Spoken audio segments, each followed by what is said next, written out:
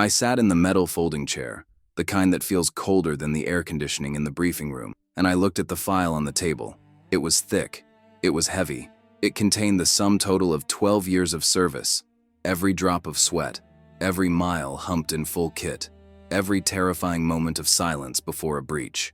But as I looked at the man sitting across from me, I realized that file was no longer a record of my service. It was a weapon. They say the first casualty of war is the truth, but they never tell you what happens when the lie comes from your own side. I didn't know it at the time, but that was the moment they marked me as a traitor. I could hear the hum of the server banks in the next room, a low electric drone that sounded like a hive of dying wasps.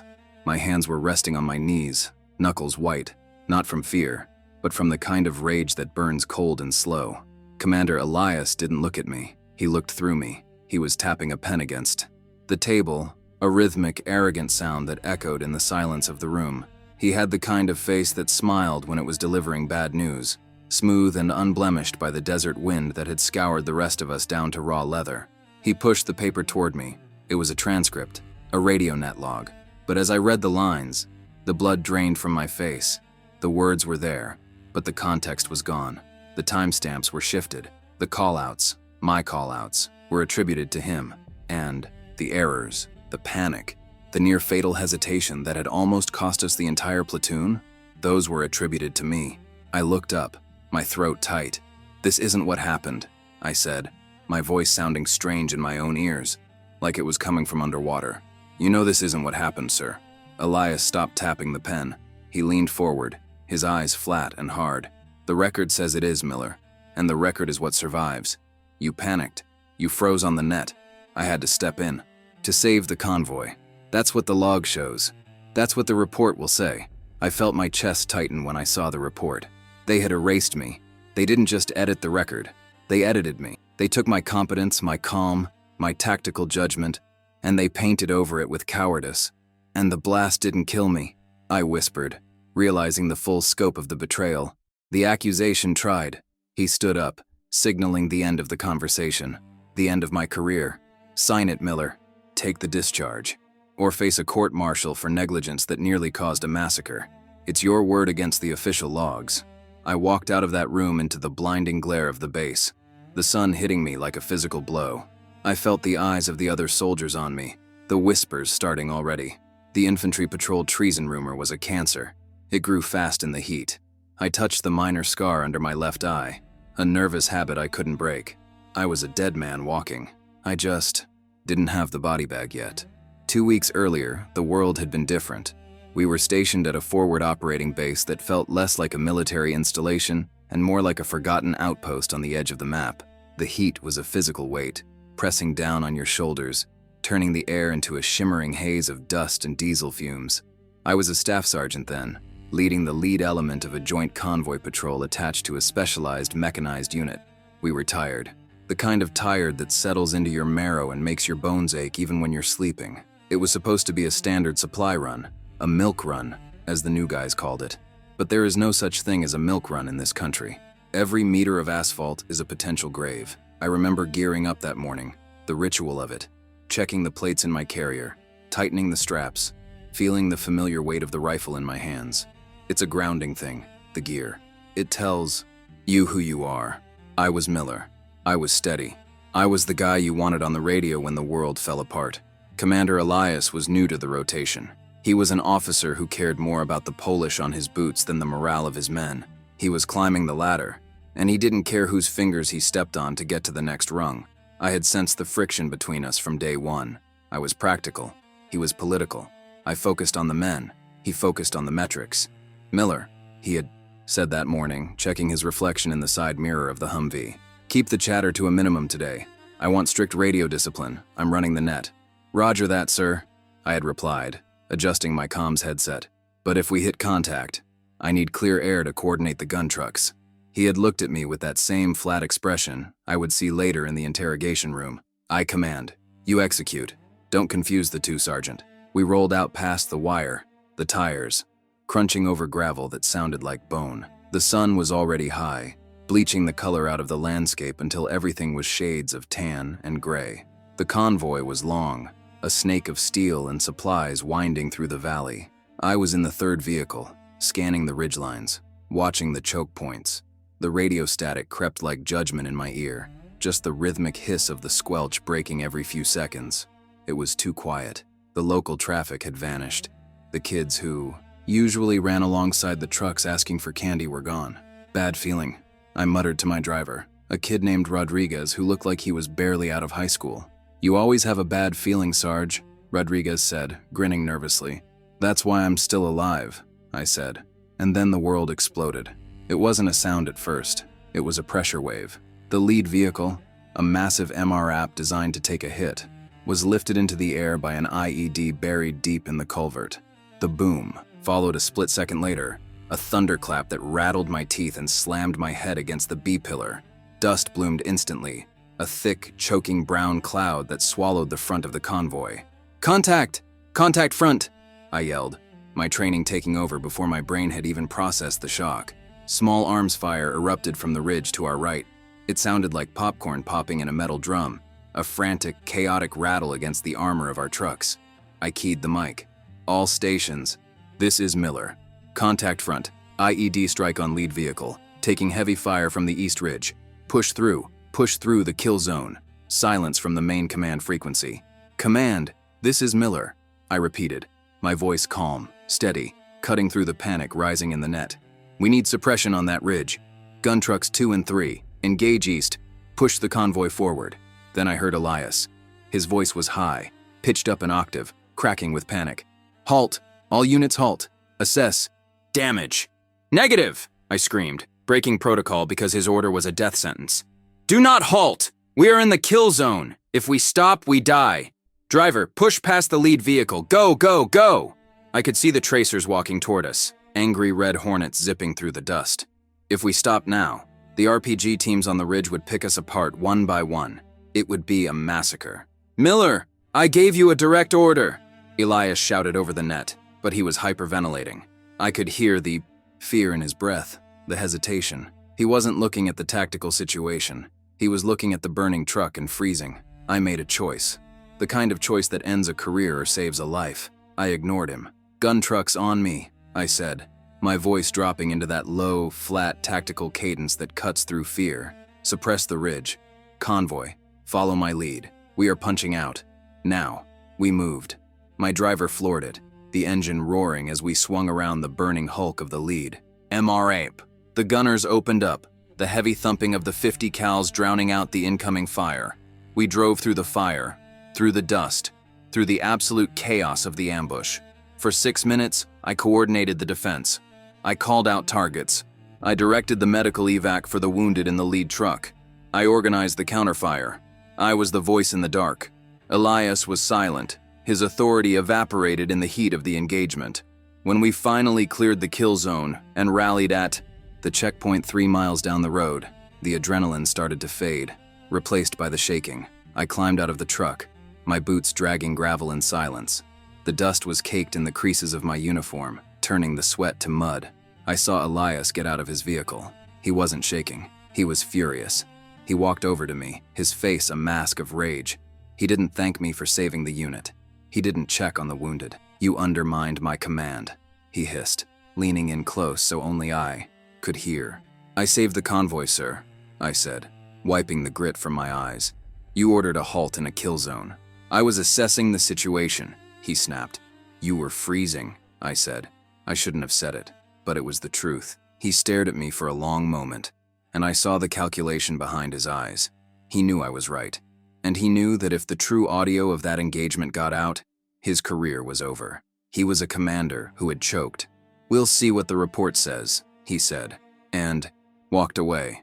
I didn't know then that he had already decided to destroy me. I thought the truth was a shield. I thought the radio logs, the witnesses, the sheer fact that we were alive would be enough. I was naive. The weeks that followed were a slow suffocation. The infantry patrol treason rumor started as a whisper in the mess hall. Miller disobeyed orders. Miller panicked. Miller almost got the lead truck killed because he pushed them too hard. It was subtle at first.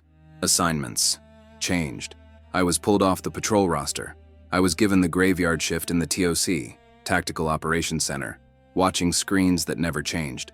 The guys I had served with, men I had bled with, started avoiding my gaze. In the military, reputation is everything. It's the currency of survival. If you can't be trusted, you're a ghost. Then came the official inquiry. Elias had filed a report stating that I had panicked under fire, jammed the net with incoherent shouting, and disregarded a direct order to hold a safe position, thereby endangering the convoy by driving them into a secondary ambush zone. It was a lie so bold, so complete, that it was almost impressive. When I was called into the office that day, when I saw the transcript, I felt the ground fall away. They had the logs, paper logs, transcripts typed out and signed. "This isn't right," I had said, pointing at the lines. "Here, at or 914, I called for suppression. You have it listed as Elias. And here, where Elias yells, 'Halt, it's gone. It just says command assessing.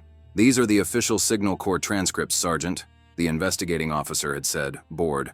'Verified by Commander Elias. Check the audio,' I pleaded. 'Pull the raw audio from the comm server.' The server wiped the audio files for that cycle during a routine purge," the officer said. "Corrupted file. We only have the transcripts and the commander's sworn statement. Convenient. A corrupted file. A purge. It was a cover-up. Clean and professional. Elias had friends in the S6 shop. He had pulled strings. He had erased the voice of the battle and replaced it with his own fiction.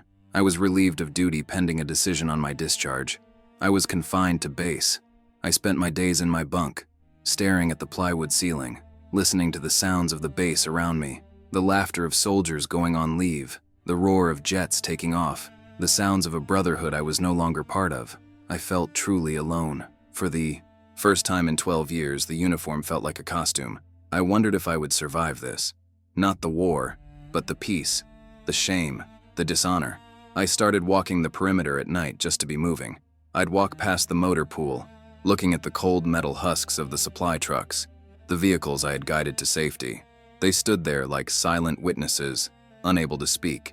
It was on one of those nights, about a week before my final hearing, that I heard a voice from the shadows, behind the generator shed. "Sarge." I spun around, hand instinctively going to a weapon that wasn't there. It was Cole, Specialist Cole, a communications operator, a kid with thick glasses and a nervous tic who spent his life surrounded by server racks and antennas. He was the neutral witness I never knew I had. "Cole," I said, relaxing slightly. "Shouldn't be talking to me. I'm radioactive." "I know," Cole said, stepping into the harsh orange tactical rim light of the security lamp. He looked terrified. He was holding a small hard drive in his hand. "I heard what they're saying about you, about the ambush. Go back to your bunk, Cole," I said tiredly. "It's over." "It's not," he whispered. "I was on duty that night, in the server room. I saw the logs getting flagged for deletion. Manual override." I froze. "You saw who did it?" "Login came from command clearance," Cole said. "But that's not why I'm here. Sarge, the local server was wiped, but we were running a joint op with the mechanized unit. They use a secondary uplink, a satellite uplink breach trace." I frowned. "English, Cole. The radios didn't just record to our local drive," Cole explained, his voice shaking with the magnitude of what he was saying. "The signal bounced. It went up to the bird and came back down to a secure regional hub, a backup automated log. It's not meant for playback, it's for signal integrity analysis. But the audio is embedded in the data packet." He held up the drive. I retrieved it. It took me 3 days to decrypt the packet header, but it's here. I looked at the drive. It was a piece of plastic and metal, no bigger than a lighter, but it weighed a ton. "Does anyone else know?" I asked. "No. If they find out I pulled this, that's a court-martial for me too. Unauthorized access to classified signals intelligence." "Why bring it to me?" I asked. "Why risk it?" Cole looked at me, and for a second, he didn't look like a nervous kid. He looked like a soldier. "Because I heard the audio, Sarge. I heard you on the net. You saved those guys. My brother drives the number 4 truck. You saved him." I took the drive. It felt warm in my hand.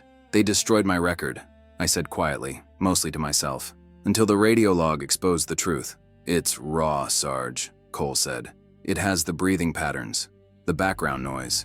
It proves who was where. It proves Elias was hyperventilating inside the cab while you were outside eating dirt and calling targets." "Thank you, Cole," I said. He nodded and disappeared back into the shadows. I stood there for a long time, the drive clenched in my fist. I had the weapon. Now I just had to figure out how to fire it. The tribunal hearing was in 2 days. Veterans Day recognition delayed. That was the irony. The hearing was scheduled for the day after Veterans Day. A final insult. But I couldn't just walk in and play it. They would claim it was faked. They would claim I stole it. I needed to trap them. I needed Elias to hang himself. The next 48 hours were a blur of anxiety and preparation. I didn't sleep. I sat in my bunk, headphones on, listening to the audio on a loop. It was haunting. Hearing my own voice, calm and detached, calling out coordinates while bullets snapped around the microphone. Hearing Elias, his voice trembling, shouting contradictory orders. Halt! Halt, goddammit! Negative! Push through! Gun 2! Suppress right! The contrast was undeniable. It wasn't just words. It was the sound of leadership versus the sound of cowardice. The radio log didn't just carry proof. It carried my voice, my breathing patterns, my pacing on the net. I knew then that justice would not come unless I took it myself. The morning of the hearing, the base was quiet. The air was heavy with the Veterans Day tribute aura, the flags at half-mast, the solemnity of the holiday hanging over the camp. But inside the administration building, it was business as usual. I walked into the room. It was fuller this time. A panel of 3 officers sat at the head table. Elias was there, sitting to the side, looking confident, polished, untouchable. The presiding officer, a lieutenant colonel named Vance, looked at me over his glasses. Staff Sergeant Miller, we are here to finalize the findings of the inquiry into the incident on October 14th. You have refused to sign the admission of guilt. Do you have any new evidence to present? Or can we proceed with the sentencing? I stood at attention. My heart was hammering against my ribs, but my face was stone. I have a statement, sir, I said. Proceed, Vance said, checking his watch. I turned to look at Elias. He smirked. Commander Elias claims that he maintained command presence and that I violated protocol, endangering the unit, I said clearly. He claims the official transcripts support this. They do, Elias interjected smoothly. It's all in the report, Colonel. The report is based on transcripts, I said, not the audio. The audio was corrupted, Elias said quickly. We've been over this. The local audio was corrupted, I corrected. But the satellite uplink breach trace wasn't. The room went silent. Elias's smile faltered. What are you talking about, Sergeant? Colonel Vance asked, leaning forward. The convoy was operating on a joint net, I explained, pulling the drive from my pocket. The signal was mirrored to the orbital relay for signal integrity checks. This drive contains the raw, encrypted signals. Intelligence evidence returned from that night. It was recovered by technical specialists and verified against the satellite logs. I walked forward and placed the drive on the table. It hasn't been edited, sir. It hasn't been transcribed. It's the raw feed. It hears everything. Elias stood up, his chair scraping loudly against the floor. Objection. This is unauthorized data. We don't know where he got this. It could be fabricated. It's encrypted with the daily key from that specific date, I said calmly. It can't be fabricated. And if you're innocent, Commander, you have nothing to worry about. Let's play it. Colonel Vance looked from me to Elias. He saw the sweat starting to bead on Elias's forehead. He saw the panic in his eyes. Play it, Vance ordered the aide. The aide plugged the drive into the room's system. He clicked the file. Static filled the room. The sound of the desert. The hum of engines. Then, the explosion. Boom. The room flinched. The sound was incredibly loud, raw, and violent. Then the voices. Contact! Contact front! That was me. Clear, sharp. Then Elias. Oh God! Oh God! We're hit! Stop the truck! Stop! His voice was high, terrified. He wasn't commanding. He was begging. All stations, this is Miller. Push through. Do not halt. Miller, shut up. I said halt. We're going to die.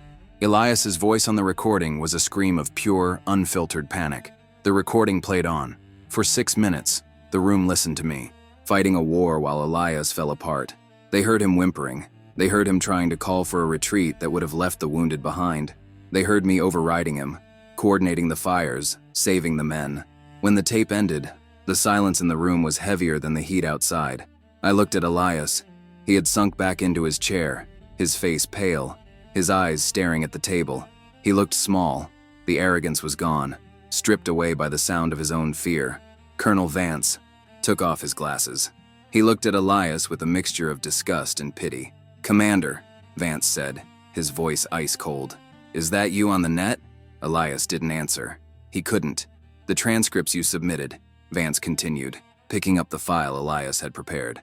"They don't match this audio. Not even close. Altering official military records is a federal crime. Cowardice in the face of the enemy is another." Vance turned to the MPs standing at the door. "Escort the commander to his quarters. He is under arrest pending a court-martial vindication inquiry." 2 MPs stepped forward. Elias stood up shakily. He looked at me one last time. There was no hate in his eyes anymore. Just defeat. He knew. The tribunal orbital proof load had crushed him. As they led him out, Vance turned to me. "Sergeant Miller," he said, "it seems we owe you an apology and a commendation." "I don't need a commendation, sir," I said, my voice steady. "I just want my record fixed." "It will be," Vance said. "Dismissed." I walked out of the building. The sun was setting now, casting long shadows across the base. The air was cooling. I took a deep breath, tasting the dust. But this time, it didn't taste like ash. It tasted like air. I walked back to the barracks. The guys were there. They had heard. News travels faster than light on a base. They didn't say anything as I walked in. They just nodded.